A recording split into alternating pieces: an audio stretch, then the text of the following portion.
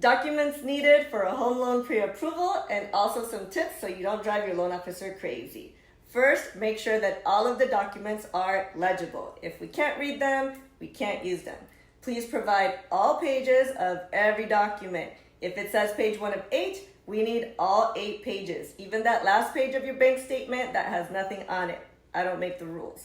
Make sure that we can see all 4 corners of every document. Please make sure they are not cut off. And also don't black out any information. You cannot black out your account number, your social security number, or even that transaction that you don't want us to see. Trust me, we've seen it all. The lender will need your income documentation. If you work for a company, this is going to be your last 30 days of pay stubs.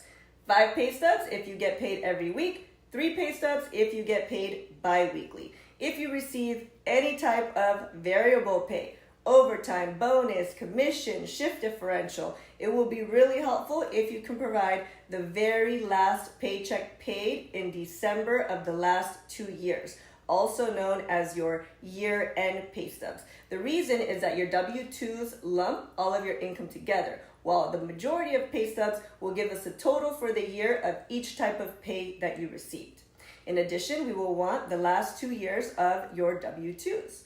If you are a self-employed person or you own any rental properties, we're going to want to see your tax returns for the 2 most recent years that were filed with the IRS. Make sure that you provide the ones that were actually sent to the IRS. And we don't need the state portion, we only need the federal.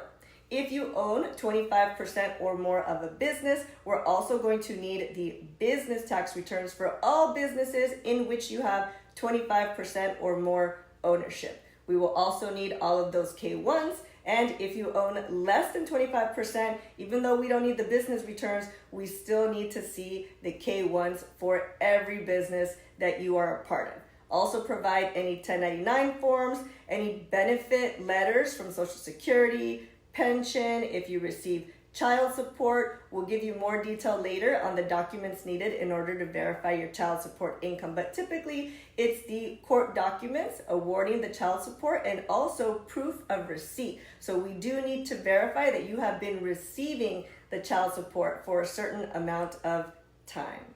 Additional documents that the lender may request. If you already own real estate, we will need to see the most recent mortgage statement for all properties that you own.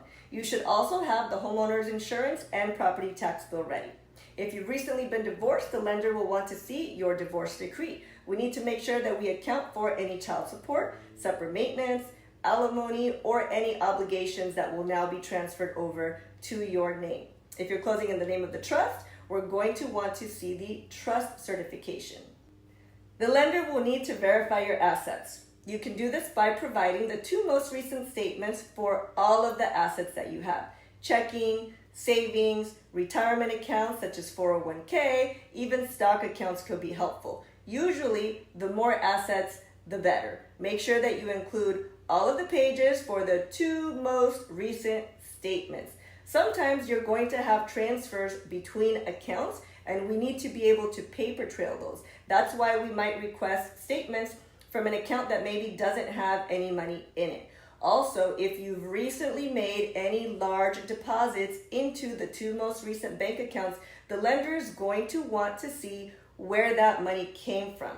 If it was a check, you can simply provide a copy of the cash check from your account so they can source that deposit. If it was cash, make sure you let your loan officer know so they can tell you how they want to proceed with that bank statement. If you have any questions on this, feel free to DM me here at DZ Loans, where we make loans easy.